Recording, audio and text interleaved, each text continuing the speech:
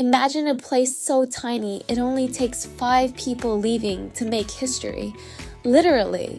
In the summer of 2013, in a remote mountain hamlet in Yamaguchi Prefecture, Japan, something so shocking unfolded that it became known in the media as the Heisei 8 Graves Village incident, a phrase that sounds like folklore but was brutally real.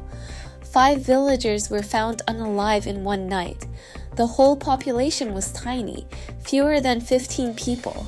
Gone, just like that. This wasn't some random stranger with an agenda. This was a neighbor, a local returnee. His name, Kosei Homi, a man who left the village once, came back, and ended up in one of Japan's most haunting modern tragedies. Homi wasn't born into a crime story. He was born into a mountain village culture with its own logic and its own unwritten rulebook. In the region he grew up, there was a saying, Okiederu, that literally means to go out to the town, to leave the village and seek your life in the wider world. But here's the heartbreaking twist. In this community, leaving wasn't just leaving. It meant you were considered someone who abandoned your homeland, someone who had made good elsewhere, and therefore didn't understand the lifelong struggle of those left behind. That dynamic, the twist where returning home is no longer celebrated but quietly judged, is the core piece of this tragic puzzle. To the outside world, rural Japan can look like a postcard. Green hills, quiet mornings, fresh air, slow pace. And honestly, this image has become a boom. People fantasize about escaping busy cities and finding peace in the countryside. One Japanese author and rural advisor, Ryo Saizen, literally wrote a book about this, The Unspoken Guide to Country Living, based on decades of living in small communities around Japan. His message is blunt. Rural life is way harder than you think. On the surface, it sounds idyllic, but what really counts, the social code, the unwritten rules, the emotional pressures, are things no idyllic brochure will ever tell you. The hamlet where Homi lived, just 8 households, was not just small. It was the kind of place where everyone's business is everybody's business. People don't just know your name. They know how you brush your teeth, what time you go to bed, whether your curtains are drawn. Here's an almost comically harsh truth about such places. In some rural communities, locking your doors or drawing curtains is seen as a signal of distrust, a message that you don't trust your neighbors. Opening houses without locks? That's normal in some of these villages. Imagine living in a place where your instincts for privacy are seen as hostility, where trying to be polite can be misinterpreted as aloof, where people whisper behind your back and every deviation from local custom becomes evidence that you're weird or uncooperative or even a threat. That's not pastoral peace, that's social friction magnified by isolation. When Homi first returned from the city to care for his aging parents, that part of the story initially looked good. He helped with chores, ran errands, was present, and then his parents died. At that point, the social sunscreen seemed to melt away. No more caretaking duties, no more reason to be warmly included, just silence, distance, and suspicion. According to some accounts, villagers expected people like Homi to just blend in instantly. A guy who left and came back? He was supposed to be happy to return, but the reality is more complicated than that. Saizen, the rural advisor who met Homi in prison and exchanged letters with him for years, saw this clearly. Homi wasn't the stereotypical villain everyone painted him as.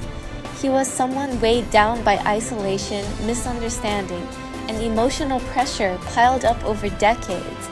Tensions that built slowly and then suddenly reached a breaking point. On July 21, 2013, the peace of that mountain hamlet was shattered. 2 homes caught fire. By morning, 5 villagers, elderly neighbors, were found unalive. Investigators concluded it was homicide and arson, launching one of modern Japan's largest small-town investigations. And then there was that eerie haiku-like note found nearby, a cryptic phrase that roughly read, "Setting a fire, smoke gives delight to a country fellow." Most people heard a weird manifesto, but analysts later said it wasn't a manifesto at all, just a bitter, emotionally charged line that got misinterpreted by outsiders. The whole world looked at that line and said, "Evil," but maybe it was just someone's emotional breakdown. Once it was clear this was no accident, authorities mobilized hundreds of officers, helicopters, and investigation teams across the mountains. After days, Homie was found in the woods in his underwear, exhausted, barefoot, sitting and waiting. He didn't fight, didn't lash out, he just surrendered. It was anticlimactic, not Hollywood, not dramatic, just broken. Police recovered an audio recorder in the woods.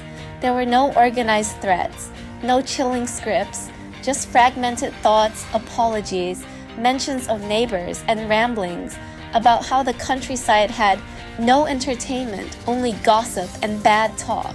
That's when observers began to see this wasn't a supervillain acting with clear logic. This was someone drowning in mental strain, years of tension and rejection boiling up until it spilled over. In late 2013, prosecutors formally accused Homie of 5 counts of taking lives and arson. By July 2015, Japanese courts convicted him, and he was sentenced to death, Japan's ultimate punishment. His defense was centered largely around mental health questions, whether he was fully responsible or acted under such psychological pressure that it clouded his judgment. But the judges ruled he was still competent enough to understand his actions. Appeals were rejected, and by 2019, his verdict was finalized. Here's the uncomfortable truth everyone glossed over. This wasn't just a crime story. It was a story about social isolation, cultural pressure, and the emotional cost of returning home.